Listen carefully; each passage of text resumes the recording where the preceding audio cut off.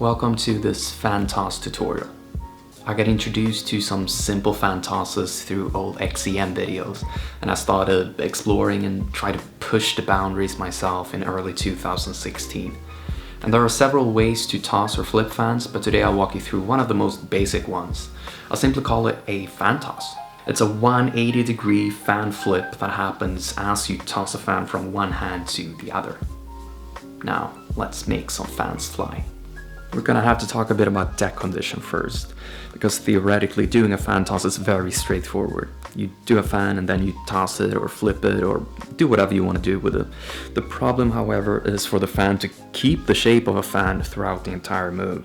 While the fan is flying, if there's any way for any amount of air to make it in between the cards of the fan, then there's a very high chance that the fan will just split or fall apart completely.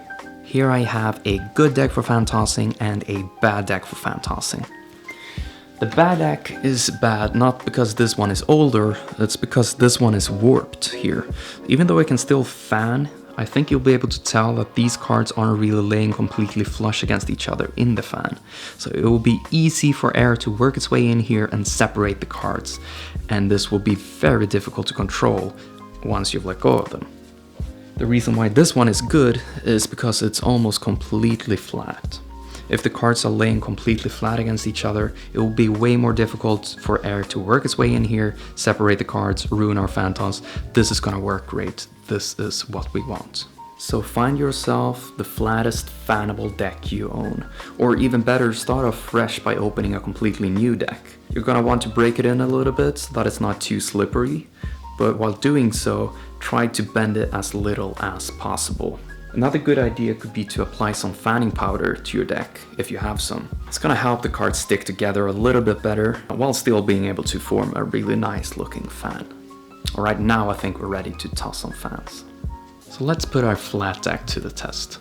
As I've mentioned, tossing and flipping fans is very straightforward. You do a thumb fan, you flip it, and you catch it. But there are three key things to think about when doing a fan toss.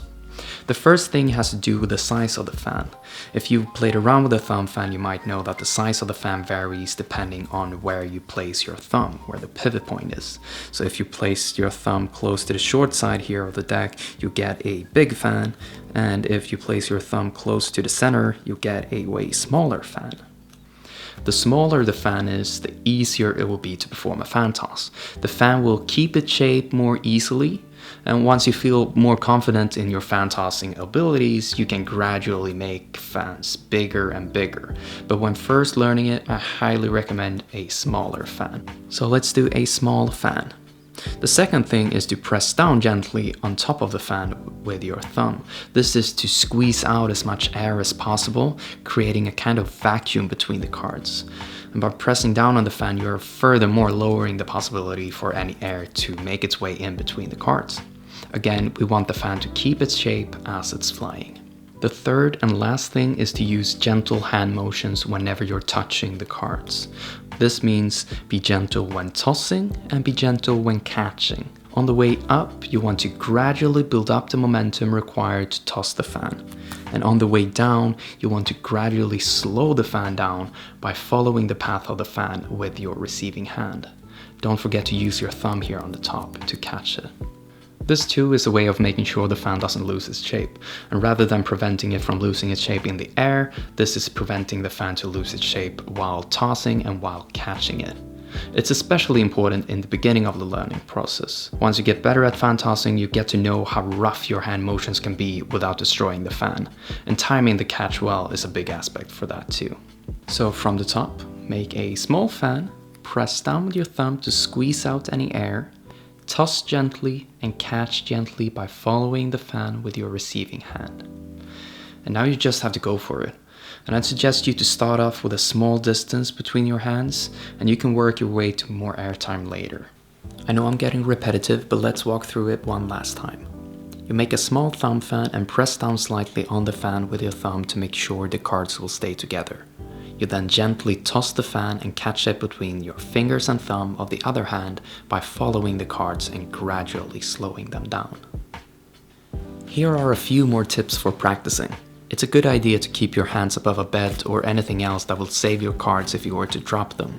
If the cards lands on the floor corners first, they might start to split, making it very difficult to keep that flatness I've been talking about. A good way of practicing the timing for the catch is to perform the fan toss without fanning the deck. Just do exactly as you would have done with a fan, but keep the deck completely squared up. Not having to think about a fan will let you focus fully on timing the toss and catch correctly. So that will be it for this tutorial. Here are some other fan tosses I've created. As I said, there are lots of different ways of tossing and flipping fans, so if you're up for something more challenging, feel free to try any of these out. See ya!